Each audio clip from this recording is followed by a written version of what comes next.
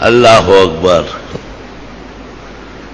اس زمانے میں جو فطرہ فرض ہوتا ہے واجب حکم فرض میں، تو بعض لوگوں نے تو آسانی کے لیے کہا بس 100 روپے. 2 کلو آٹا جو آپ استعمال کرتے ہیں اس کی قیمت ایک فطرہ ہے. چھوٹے بچوں کا بھی آپ پر فرض ہے. بیوی اگر صاحب نصاب ہے تو وہ دے. اسی طرح بالغ اولاد کا اگر اپنی پونجی اور موڑی ہے، ورنہ بالغ اولاد یا بیوی کا خاون پر اولاد کا باپ پر فطرہ واجب نہیں. ہاں دینا چاہے سب کا تو ہو جائے گا، لیکن فطرہ اپنی طرف سے اور نابالغ اولاد کی طرف سے دینا واجب ہے. ان اولاد الصغار. ہمارے بزرگوں نے کہا ہے کہ گندم کے اعتبار سے 80 روپے بنتے ہیں، اور کھجور کے اعتبار سے، جو کے اعتبار سے 140 بنتے، اور کھجور کے اعتبار سے شاید 240 یا 300 بنتے، اور کشمش کے حساب سے 1330 بنتے ہیں. کشمش بھی چھوٹا بڑا اچھا گٹھیا مختلف ریٹ پہ ہوگا.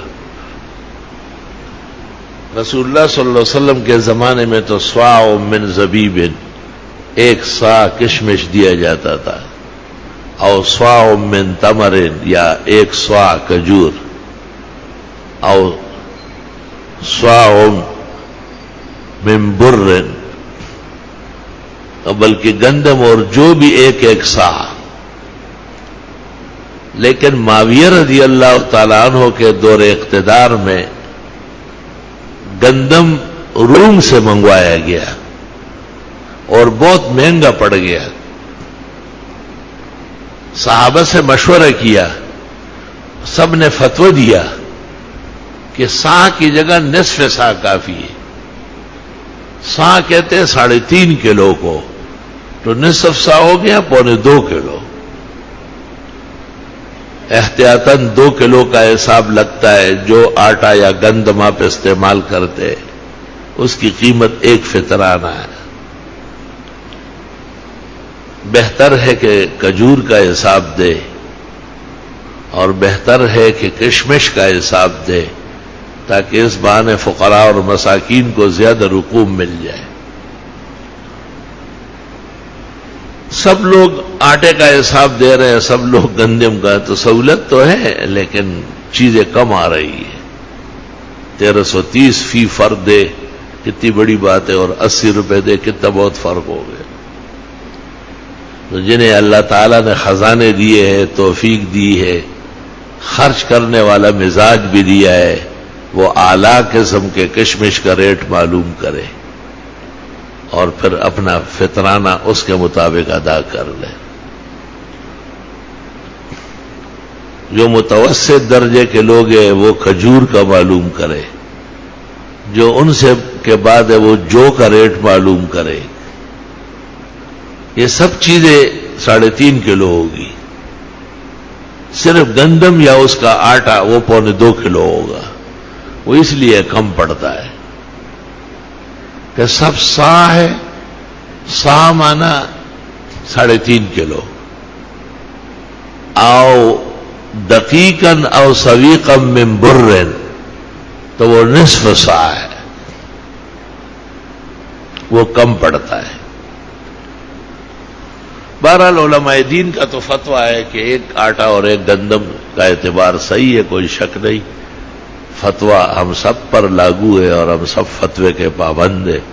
الفتویٰ هو الحکم الشرعی. فتویٰ شریعت کا فیصلہ ہوتا ہے، بشرطے کہ صحیح جگہ سے نکلا ہو. الحمدللہ علماء حق، علماء افتاء دنیا میں آباد ہے. اللہ ان کو آباد و شاد رکھے اور ان کے قوت افتاء کو مزید چشمہ سیال بنائے.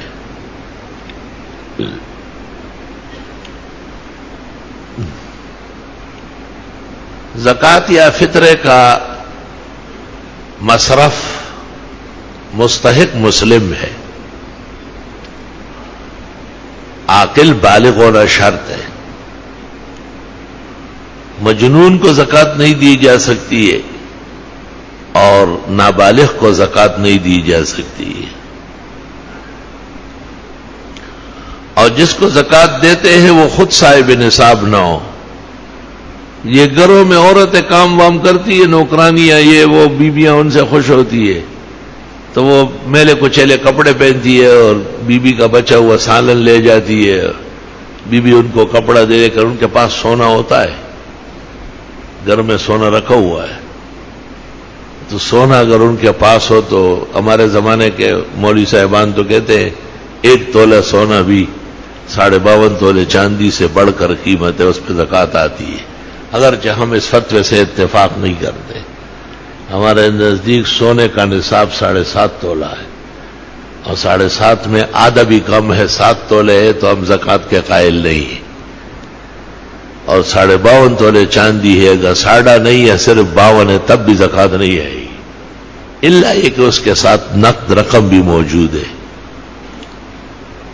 اور سونا اور چاندی دونوں ملانے کی اجازت ہے کہ سونا بھی ہے اور چاندی بھی ہے، دونوں ملا کے ایک نصاب بنتا ہے. ضم الجنس الی الجنس فقہا کہتے ہیں اس کو. فقراء اور مساکین کا فائدہ ہے اس پہ. لیکن 1 تولے کا اعتبار چاندی میں کرے تو یہ فقہ کے خلاف ہے. ہمیں یہ مصالح شریعہ کے خلاف معلوم ہو رہا ہے.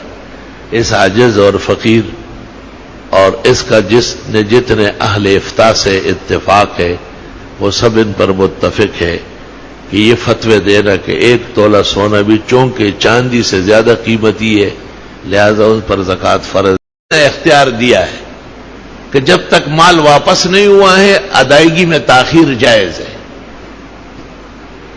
آپ نے مال دیا ہے قرض، 2 سال یا 4 سال بعد واپس ہوگا، پہلے نہیں ہوگا، تو 2 سال اور 4 سال کی زکوٰۃ بدستور آپ پر فرض ہے، لیکن اس کے بعد میں دینے کی اجازت ہے جب مال ہاتھ آ جائے. زکوٰۃ پیشگی بھی دینا جائز ہے کہ ایک آدمی اس رمضان کو آنے والے سال کی زکوٰۃ دے سکتا ہے. فاستبقوا الخیرات، نیکی کے کاموں میں آگے بڑھنا بہتر ہے.